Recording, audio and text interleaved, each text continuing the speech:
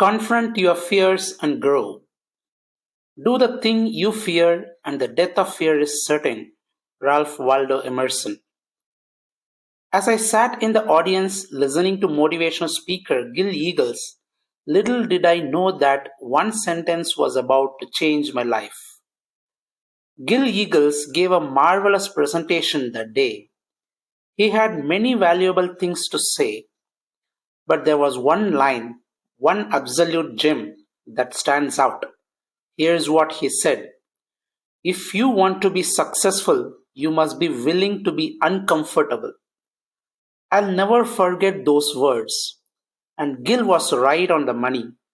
To achieve your goals and realize your potential, you must be willing to be uncomfortable, to do things that you are afraid to do. That's how you develop your potential. Sounds so simple, doesn't it? And yet, what do most people do when they face a frightening situation or new activity? They back away from the fear. They don't take action. I know because that's what I did for the first 30 years of my life. And I can tell you without hesitation that it's a losing strategy. Show me a successful person and I'll show you someone who confronts his or her fears and take action. Examining our fears. Have you ever been afraid or anxious because trying a new or challenging activity? Has that fear ever stopped you from taking action? I'm sure you have been paralyzed by fear at one time or another in your life. I know I have. That's simply part of being human. Nothing in life is to be feared, it's only to be understood. Marie Curie. Of course, every person has a different fear threshold. What frightens one person to death might have a little impact on someone else. For example, to some, speaking in public or starting a new business is scary. Others might be fearful about asking someone for directions or for a date. Regardless of how trivial or silly you believe your fears may be, this lesson applies to you. When I talk about fear, I am not referring to physical risks that might injure you or endanger your health, such as diving off cliffs in Acapulco or bungee jumping. I am scared of those things too, and I have no plans to do either of them. What I am talking about here are those challenges that stand in the way of your personal and professional growth. These are the things that scare you, but which you know are necessary if you are going to get what you want in life. The comfort zone.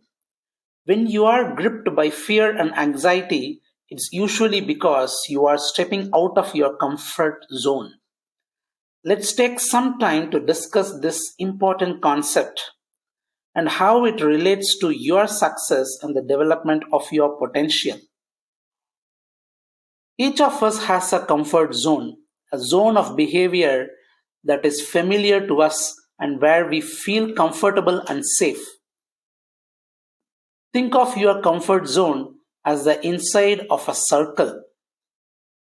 The activities and situations that lie inside the circle are non-threatening and familiar. They are routine, part of your everyday life. The things you can do with no sweat. In this category are tasks such as speaking to your friends or coworkers or filling out the daily paperwork at your job.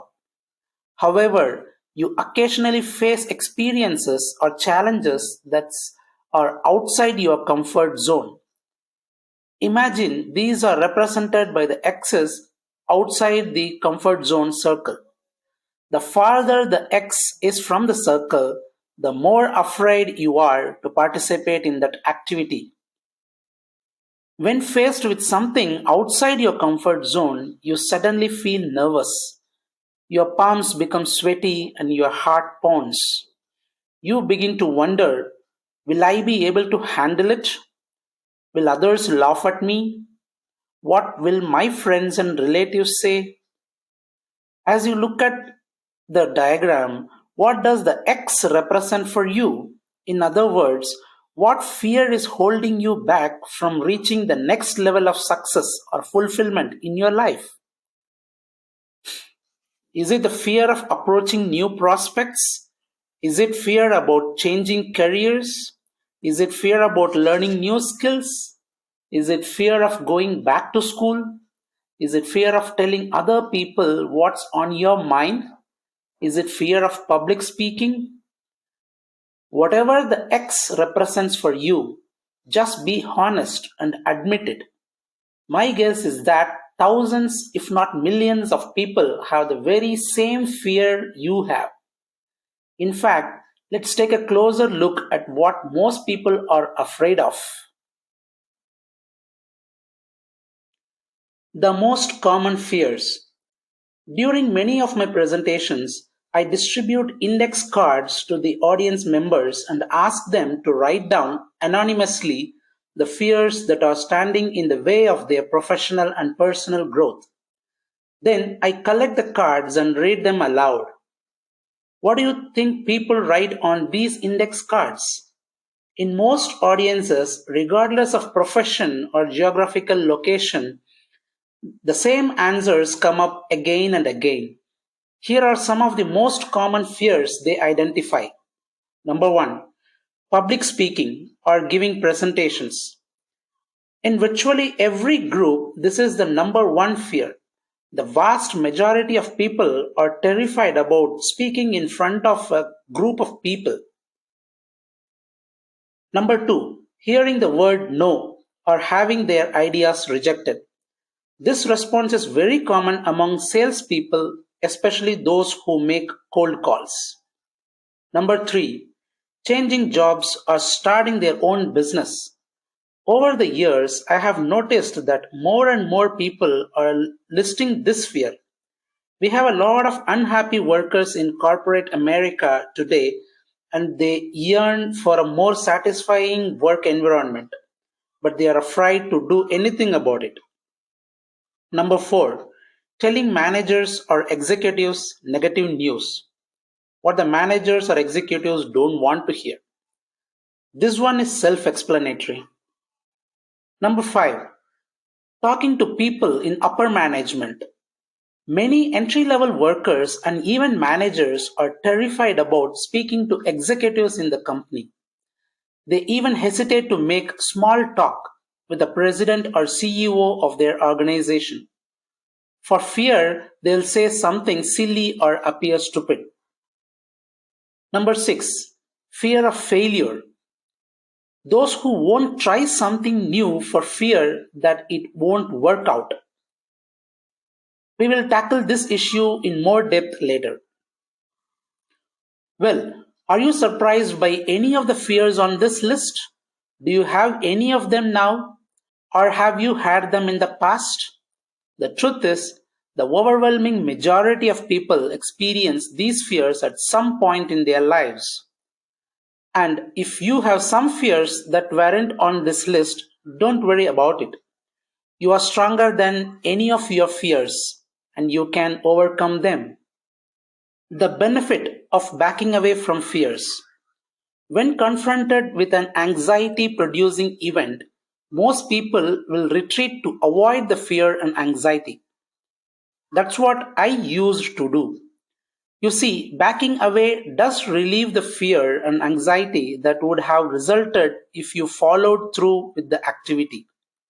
For instance, if someone asks you to make a presentation within your company and you decline, you save yourself the sleepless nights you would have worrying about it and the nervousness you would experience in the days leading up to the presentation. In fact, I have found that's the one and the only benefit you get by retreating, a momentary avoidance of anxiety. Think about it for a moment. Can you list any other benefits that people get when they refuse to confront their fears? I have asked that question of thousands of people, Nobody has been able to come up with an additional benefits. For good reason, there are none. The price you pay. Now, I want you to seriously consider the price you pay when you back away from those fears that are standing in the way of your growth. Here's what happens. Your self-esteem is lowered. You feel powerless and frustrated. You sabotage your success. You lead an uneventful, boring life. Is this a price worth paying for the short term avoidance of fear and anxiety? Most of us are indeed willing to pay this dear price simply to avoid temporary discomfort and possible ridicule from others. Trust me, folks, this is insane. In the long run, retreating is not the best way to handle your problem. You will never be highly successful or develop your talents to the fullest unless you are willing to confront your fears. He who loses wealth loses much. He who loses a friend loses more. But he who loses courage loses all. My high school strategy. When I was in high school, I was pretty shy and didn't feel very good about myself. But I was never rejected when it came to asking someone for a date. If you were looking at me now, you would probably be thinking, he's not bad looking, but he's certainly no Tom Cruise. My strategy was really quite simple. I never asked anyone out on a date. You see, I wasn't going to let anyone reject me. And what did I accomplish? I felt horrible about myself. I knew that I had wimped out. I felt powerless, and as you can imagine, I didn't have a full social calendar. I was sabotaging my success.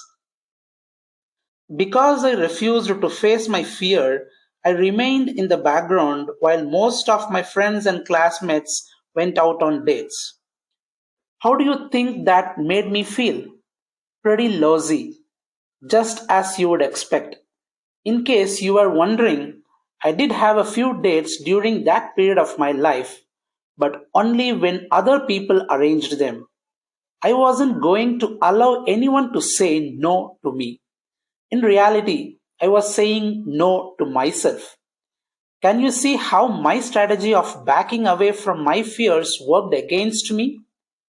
Now, it's true that if I had asked some people for a date in high school, a few of them might have said no, but you know what? I wouldn't have died. I could have asked another person and another, and eventually I would have gotten a yes. It wasn't until college that I began to take some baby steps to confront this fear of rejection. Little by little, I gained more confidence, and in law school, I had the good fortune to meet Dolores, and we have been married more than 30 years. A new life. I'm really no different from you. I have my fears, just as you do. And when I look back at the first 30 years of my life, you know what I see? I see someone who achieved some degree of success as an attorney, but I also see someone who was shy, insecure, scared, and self conscious. Does that sound to you like someone who is a motivational speaker? What turned my life around and improved it a millionfold is that I learned to confront my fears and take action. I realized after years of frustration, disappointments, that hiding from my fears wasn't getting me anywhere, and it would never get me anywhere. Of course, I wouldn't have confronted my fears if I hadn't first developed a positive attitude. A can do attitude provided me with the extra push I needed to take action. When you believe you can do something, you have the courage to move forward despite being afraid. Armed with a great attitude, I decided to become a participant in life and to explore my potential, even though I was scared. From the very beginning, I felt so much better about myself. I had taken control of my life, and all sorts of possibilities opened up for me. Are you beginning to see the incredible rewards you can receive when you are willing to develop a positive attitude and confront your fears? Reframe the situation. If I could give you a way to confront uncomfortable situations without fear or anxiety, you would be ecstatic and eternally grateful, wouldn't you? Sorry, but there is no such magical solution. I can't wave a magic wand and take away your fears. How then can you muster the courage to do those things that you fear, but which are necessary for your success and growth? The next time you face a scary situation, I suggest you to take a different outlook. Most people start thinking, I won't be able to do this well, and other people may laugh at me or reject me. They get hung up about how well they are going to perform. Because of these worries, they decide to retreat. While you should always go in with a positive attitude and prepare beforehand to the extent possible, don't be overly concerned with the result. Consider yourself an immediate winner when you take the step and do the things you fear. That's right.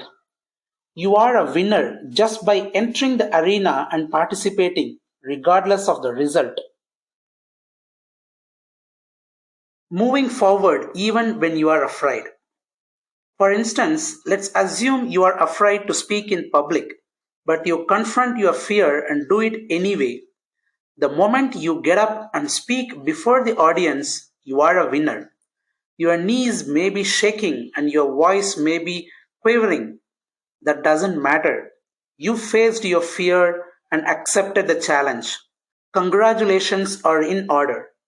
The likely result is that your self esteem will be enhanced and you will feel exhilarated. On your first attempt, you won't be hailed as the world's finest speaker. So what? Let's face it. You can't expect to be an accomplished speaker during your first presentation. Were you a great tennis player after your first game? Or a great swimmer the first time you entered the water? Developing any skills takes time. I remember my first motivational speech. That was in 1988, and my performance was nothing to write home about. I gave a free talk to a group of real estate salespeople, and let me tell you, I was terrified. I couldn't take my eyes off my notes. Fortunately, the content of my presentation was very solid and the audience responded well. But I had a long way to go before I could call myself a good speaker.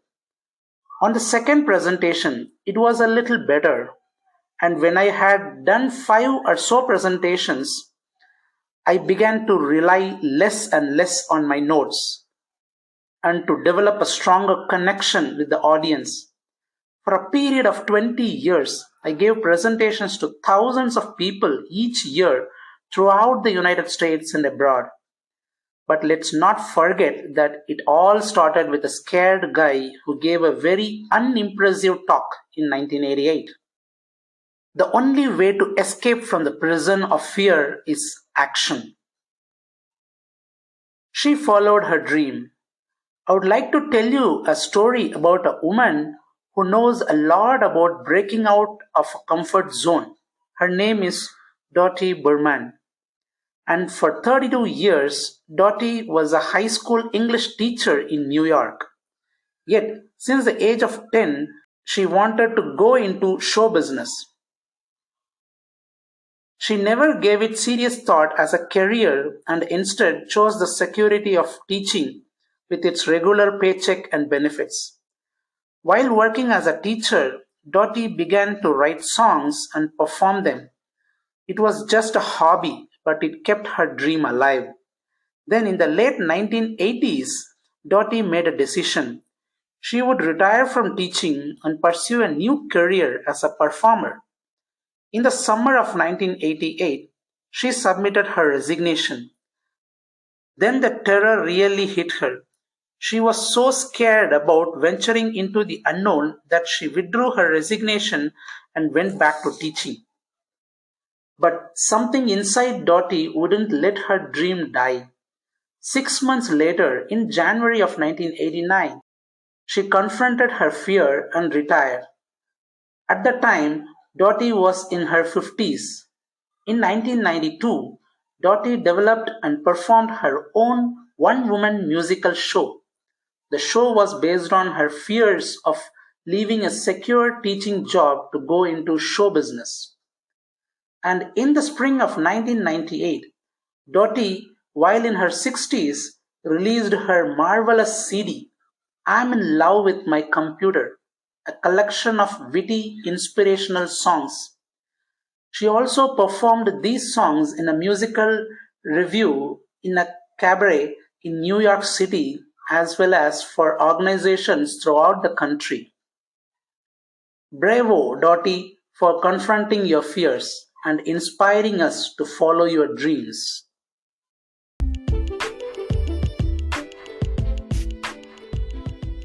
Running away from fears is a losing strategy. Just do it. Ralph Waldo Emerson offered some simple advice, which, if followed, can transform your life.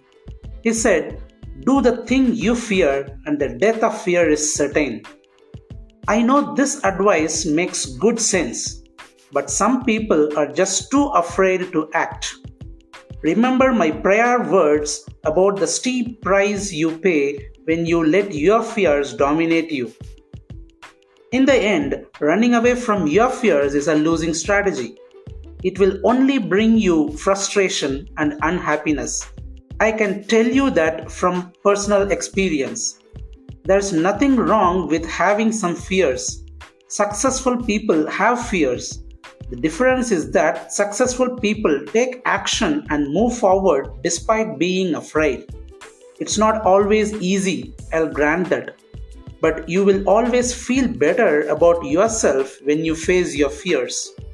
In the last 20 years or so, I have had the privilege of traveling throughout the United States and abroad and of speaking with thousands of people.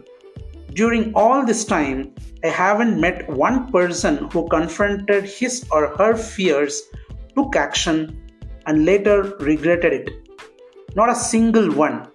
But I have met many people who tell me how much they regret backing away from their fears and letting their dreams die.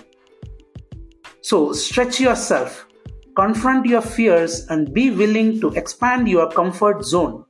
The courage muscle can be developed just like any other muscle with exercise. And when you do an activity outside your comfort zone a few times, you know what happens? That same activity becomes part of your comfort zone. There's another bonus when you are willing to expand your comfort zone. When you push through fear and take action in some areas of your life, you will develop confidence in other areas as well. It's true.